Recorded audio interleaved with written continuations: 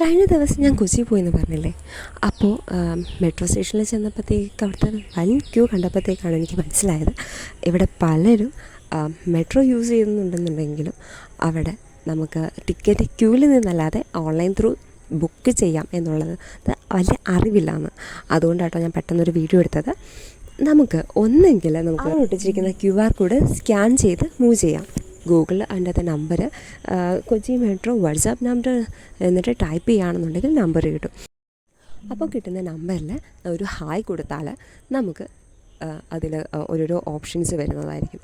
അതിൽ book my ticket എന്ന് പറഞ്ഞ ഓപ്ഷൻ ക്ലിക്ക് ചെയ്യുമ്പോഴത്തേക്കും വരുന്ന ലിങ്കിൽ ഒന്ന് ക്ലിക്ക് ചെയ്യാം.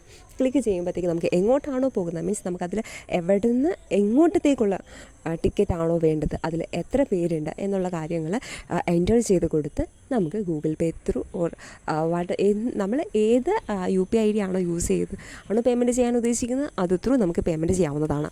ഇല്ലാത്ത പക്ഷം ഇതേപോലെ തന്നെ നമുക്ക് ഫോൺ പേയിലും കൊച്ചി മെട്രോ എന്ന് ടൈപ്പ് ചെയ്യുമ്പോഴത്തേക്കും നമുക്ക് കൊച്ചി മെട്രോയുടെ ഓപ്ഷൻ കിട്ടുന്നതായിരിക്കും. അതും ഇതേപോലെ തന്നെ നമുക്ക് മൂവ് ചെയ്യാം.